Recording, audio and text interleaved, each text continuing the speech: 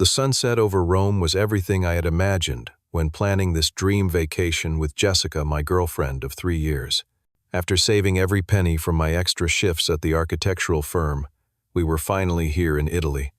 But something felt off on the flight over. Jessica barely looked at the travel itinerary I had spent months perfecting. Her eyes stayed glued to her phone, smiling at messages not meant for me.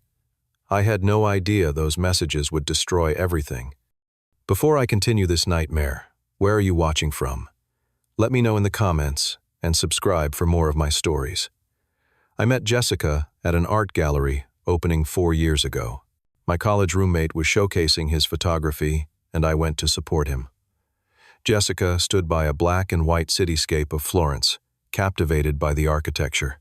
I approached her, mentioned I was an architect, and we clicked instantly. Our shared passion for Italian culture became the foundation of our relationship.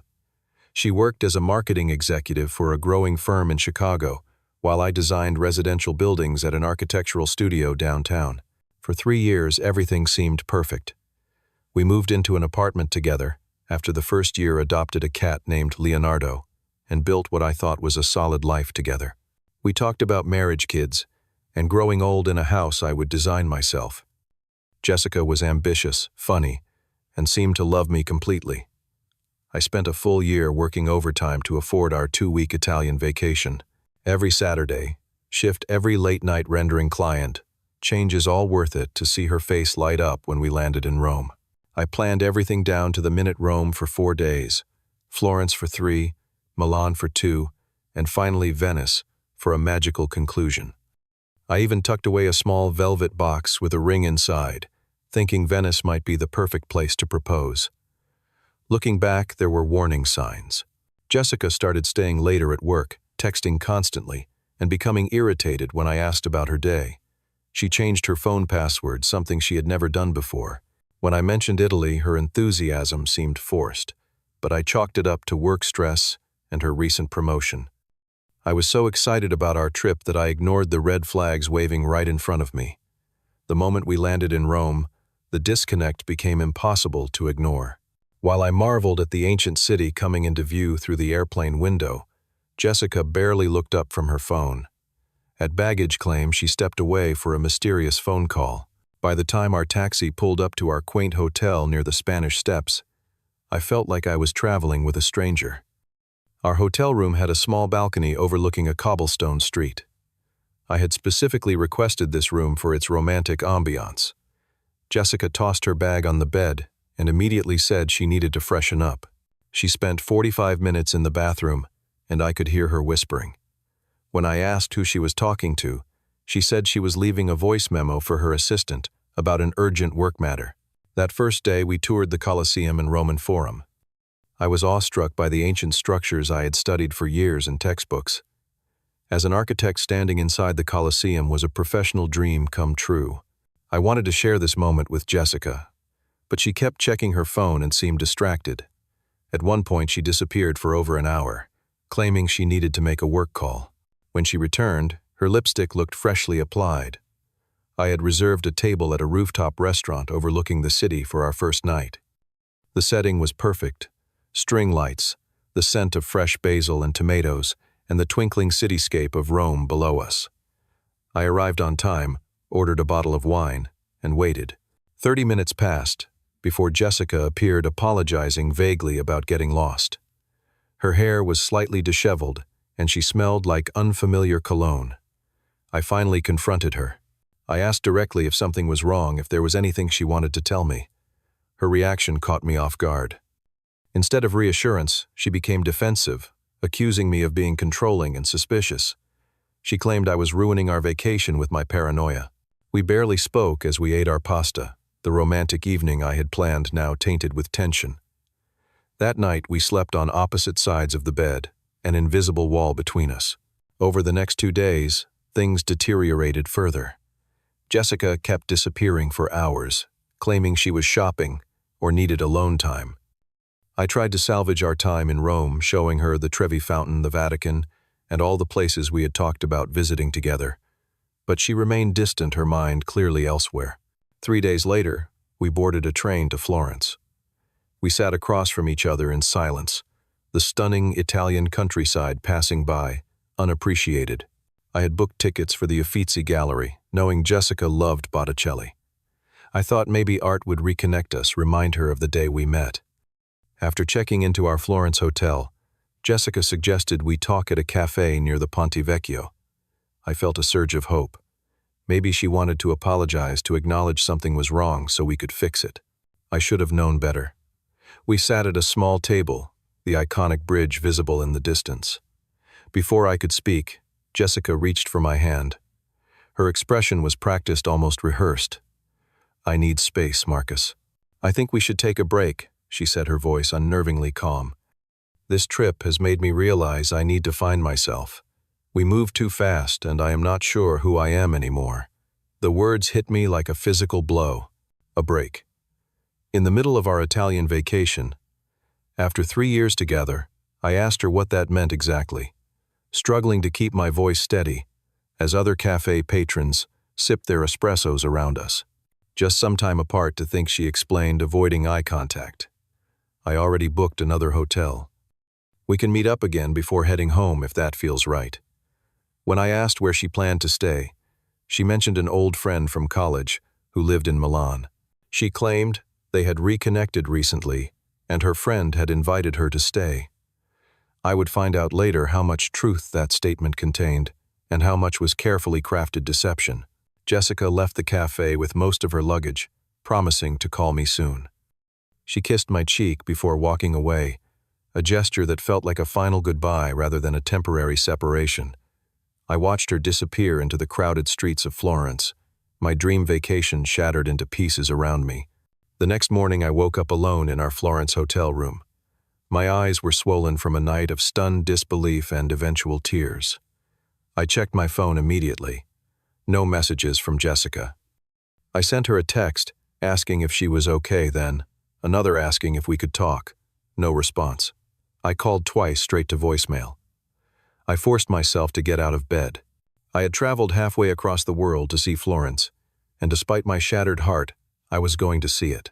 I visited the Duomo alone, standing beneath its magnificent dome, with an emptiness that even architectural brilliance could not fill.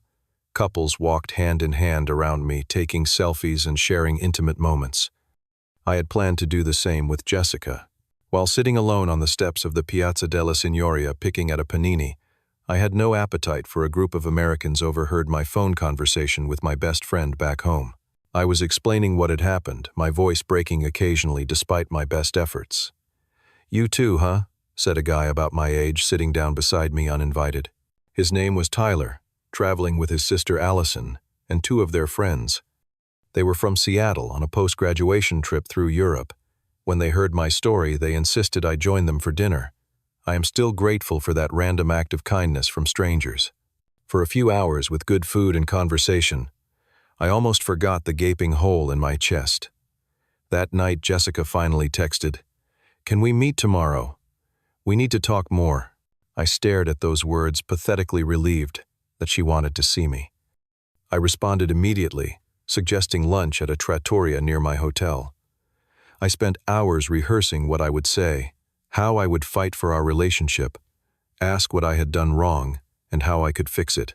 I even researched couple counseling options for when we returned home. The next morning, just an hour before our planned meeting, another text arrived. "Sorry, something came up. We'll reach out soon." I sat in the restaurant alone, ordered a glass of wine I did not touch, and felt the last of my hope dissolve. While walking aimlessly through the streets that afternoon, my phone buzzed with a notification from my credit card company. Unusual spending detected. Please verify recent transactions. I opened the app expecting to see a fraudulent charge from someone who had somehow cloned my card. Instead, I saw several large transactions from high-end boutiques in Milan, Gucci, Prada, Valentino.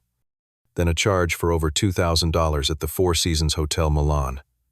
My confusion quickly turned to suspicion, then to a cold, clarifying anger. I called the credit card company immediately. The representative confirmed that these were not online purchases or cases of stolen card information. The physical card had been used with a signature matching the one on the back. I had an extra card on my account for emergencies, which I had given to Jessica before our trip. She had promised only to use it if absolutely necessary. Apparently, designer shopping sprees and luxury hotels qualified as emergencies in her mind. On impulse, I called the Four Seasons in Milan. My heart pounded as I asked about a reservation under Anderson. Yes, the friendly receptionist confirmed Mr. and Mrs. Anderson checked in yesterday afternoon. Would I like to be connected to their room, Mr. and Mrs. Anderson? Using my last name. I felt physically ill. No thank you, I said. I just wanted to make sure they arrived safely. Out of curiosity, could you tell me if Mr. Anderson is James? Yes, sir, she confirmed cheerfully. Mr. James Anderson and Mrs. Jessica Anderson. I thanked her and hung up my hand shaking. James. I knew that name. Jessica had mentioned a James from marketing who had joined her team about a year ago. She had described him as brilliant but arrogant. Apparently, she had left out other details about their relationship. I went through photos on my phone, text messages, emails, looking for clues I had missed. James appeared in group photos from her company holiday party 6 months ago. A tall man with a confident smile standing just a little too close to Jessica. There were casual mentions of him in our conversations. Late nights working on campaigns with James. A marketing conference in Boston that James also attended. Small breadcrumbs I had never connected. I called my best friend Chris, back home in Chicago. After hesitating, he admitted that there had been rumors about Jessica seeing someone from work. He had not wanted to tell me without proof, especially right before our trip. Next, I checked our shared cloud photo account. Jessica had apparently forgotten that I could see any photos she backed up. There they were, selfies of Jessica and James, together at restaurants. I did not recognize at a concert we had skipped because Jessica claimed she was sick, even one in our apartment, when I had been away visiting my parents. The timestamps showed the affair had been going on for at least 6 months. The pieces fell together in a sickening puzzle. The Italy trip had not been a romantic getaway gone wrong. It had been a convenient way for Jessica to get to Europe, where she planned to meet James all along. The break was not about finding herself. It was about spending time with him, and she was funding their romantic Milan getaway with my credit card, which I had worked countless overtime hours to pay for. Through mutual friends, I learned that Jessica had been planning this for months. James had a business conference in Milan, and she had coordinated our Italy trip to coincide with it. The most painful revelation came from our neighbor who reluctantly told me that James had been to our apartment multiple times when I worked late. Some friends knew but stayed silent either out of loyalty to Jessica or discomfort with the situation. As my shock gave way to clarity, I discovered something else through social media. James had been posting about his exciting solo business trip to Milan. There were no photos of Jessica, no mentions of meeting anyone. His relationship status was single. It appeared that James had no idea Jessica was in a long-term relationship. She had been lying to both of us. This realization transformed my pain into determination. Jessica had not just betrayed me. She was actively deceiving James as well. She was using my money to create a fantasy vacation with a man who did not know she had a boyfriend of 3 years waiting in Florence. I decided I would not slink home in defeat. I would confront them both and expose the truth, not out of vengeance, but because we both deserved better than her lies. I spent the next day debating what to do. Part of me wanted to book the next flight home, cancel my credit card, and never speak to Jessica again. The humiliation and heartbreak made me want to retreat to lick my wounds in private. But another part of me, a stronger part than I knew existed, demanded closure and justice. I had dinner alone at a small family-owned restaurant near my hotel. The elderly owner, noticing my distress, sat down with me after serving my meal. In broken English mixed with expressive Italian gestures, he asked what troubled me. I found myself telling this stranger my story. He listened intently, then spoke words I still remember. "Young man," he said, pouring me another glass of his homemade wine, "when someone steals your dignity, you must take it back, not with anger but with truth. Then you can truly say goodbye." The American friends I had met earlier echoed this sentiment when I ran into them again. Tyler insisted that I could not let Jessica get away with using me like this. Allison, his sister, was even more adamant, offering to come to Milan with me as backup. I declined her offer, but appreciated the support from these virtual strangers who showed more loyalty than my girlfriend of 3 years. The next morning, I boarded a train to Milan. The 2-hour journey gave me time to prepare. I was not going to cause a scene or seek revenge. I would simply present the truth to both Jessica and James, then walk away with my dignity intact. I rehearsed what I would say, trying to find words that were firm but not cruel, honest but not melodramatic. I checked into a budget hotel near the Central Station, a stark contrast to the Four Seasons, where Jessica and James were staying on my dime.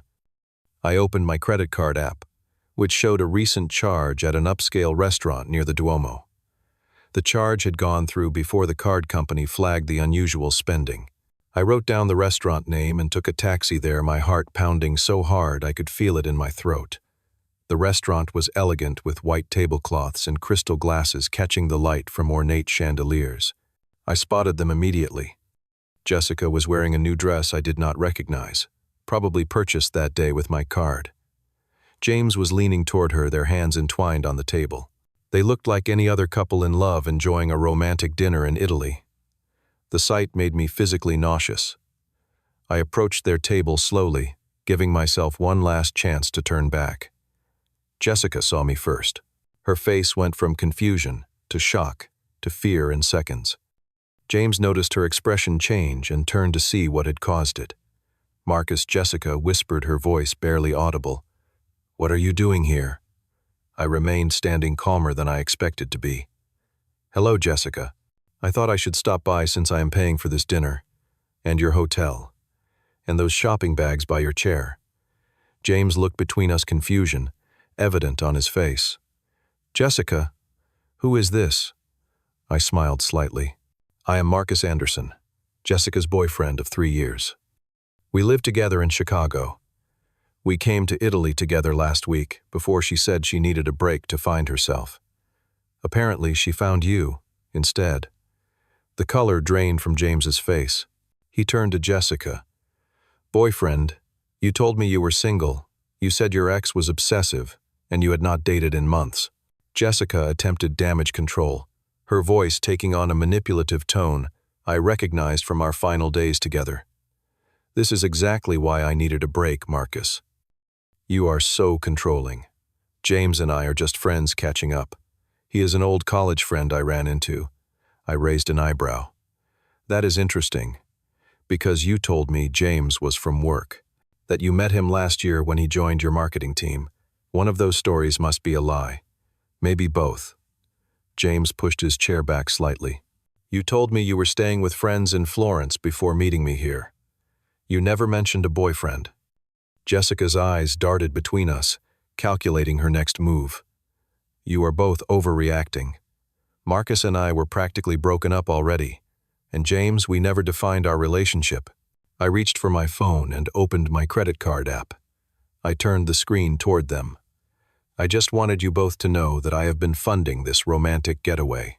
Those shopping bags, this dinner, your luxury suite at the Four Seasons, all charged to the emergency card I gave Jessica. I just got off the phone with my credit card company. The card has been canceled, and I have reported these as fraudulent charges." Jessica's face contorted with panic. "You cannot do that. We will be stuck here." I put my phone away calmly. "That sounds like a personal problem, Jessica.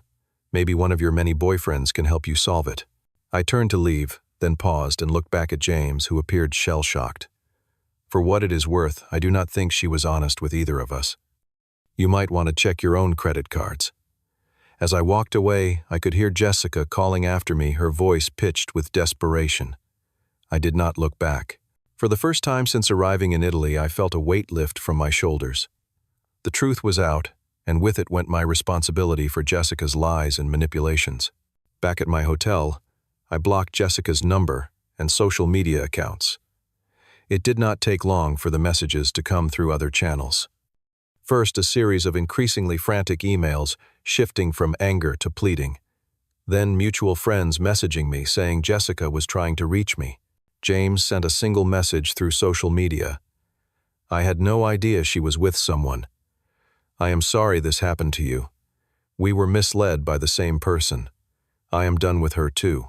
The next morning, I received a call from the Milan police. Jessica had tried to dispute the hotel charges, claiming she had permission to use my card. When asked for proof, she could not provide any. The officer wanted my side of the story.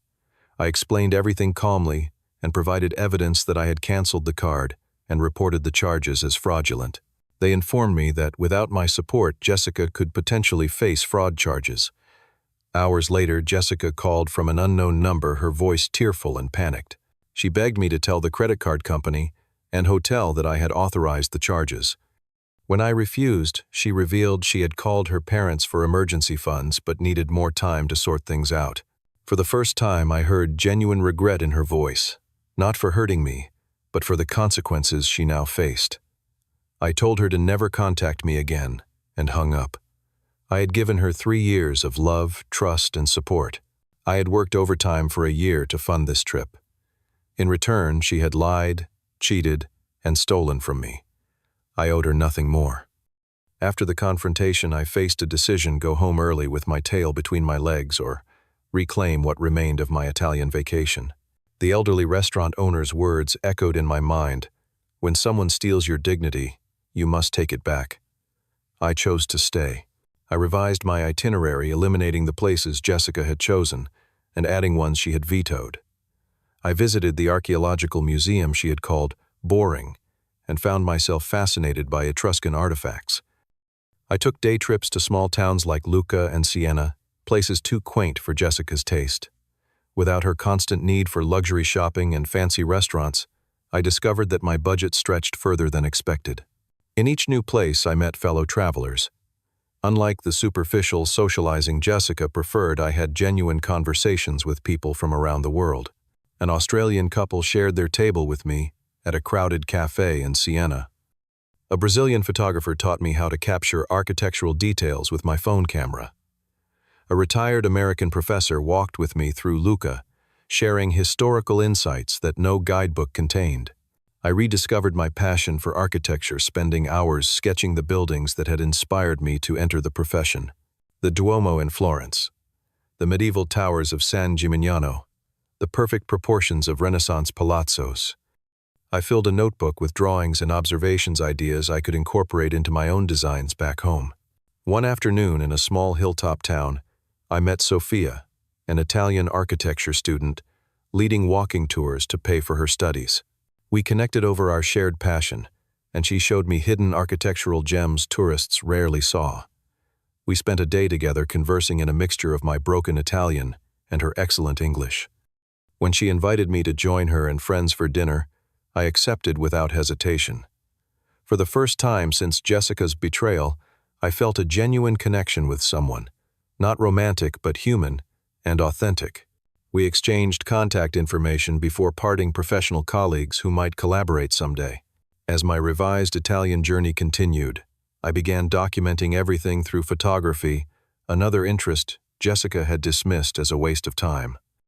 I captured not just famous landmarks but ordinary moments: an elderly couple sharing gelato laundry, fluttering between ancient buildings, the changing light on stone walls hundreds of years old. These images became a visual diary of my transformation. I also journaled each evening, processing my emotions instead of burying them. I wrote about the betrayal, the confrontation, and the aftermath. But increasingly, I found myself writing about the beauty around me, the kindness of strangers, and the growing realization that Jessica had never been right for me. We had built our relationship on shared interests, but not shared values. I valued honesty, loyalty, and genuine connection.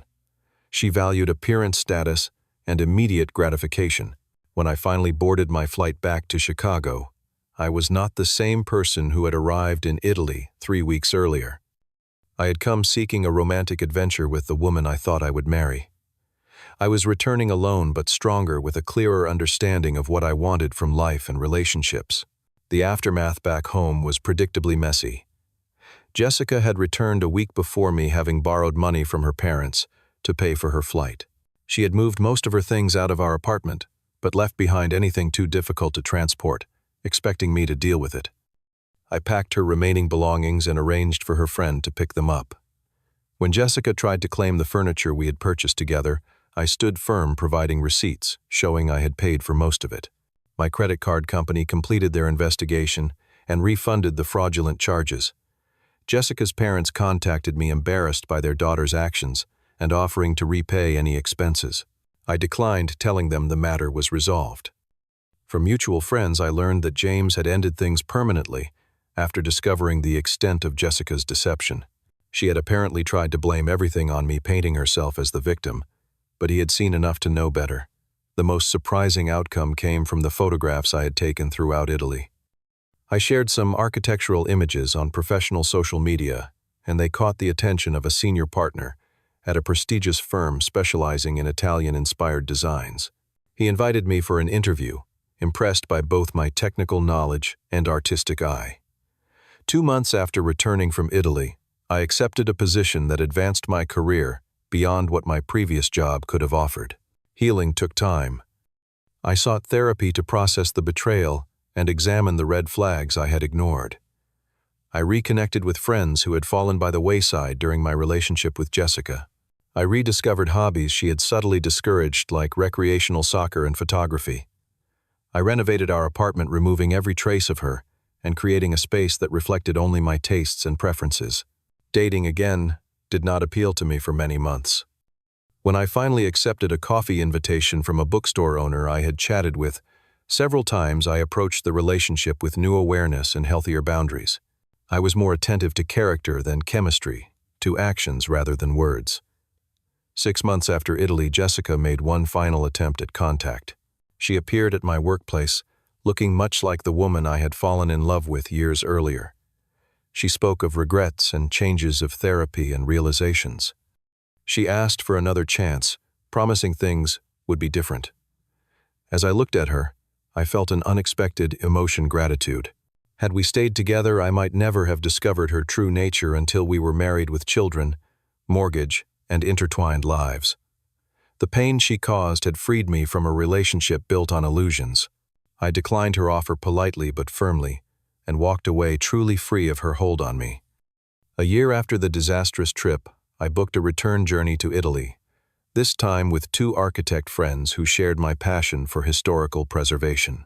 We planned to visit smaller cities, often overlooked by tourists, focusing on architectural documentation and professional development. I felt no anxiety about returning to the country where my heart had been broken, only excitement to experience it on my own terms. The Italian betrayal taught me that relationships built without a foundation of honesty and respect cannot stand, no matter how beautiful they appear. I learned to trust my instincts, to recognize when actions contradict words, and to value myself enough to walk away from people who do not treat me with dignity. Most importantly, I discovered that endings, however painful, often clear the path for more authentic beginnings. I no longer view Jessica's betrayal as something that happened to me, but as something that happened for me. It revealed her true character before I committed my life to her. It freed me to find success and happiness on my own terms. It taught me that, while trust can be broken, self-respect can be rebuilt stronger than before. Have you ever experienced a betrayal that ultimately led to something better in your life? Share your story in the comments below. Sometimes our worst moments become turning points toward our best lives. If this story resonated with you, please hit the like button and subscribe to hear more real-life experiences. Consider sharing with someone who might need to know they are not alone in navigating relationship betrayals. Thank you for listening, and remember, the end of one journey is just the beginning of a more authentic one.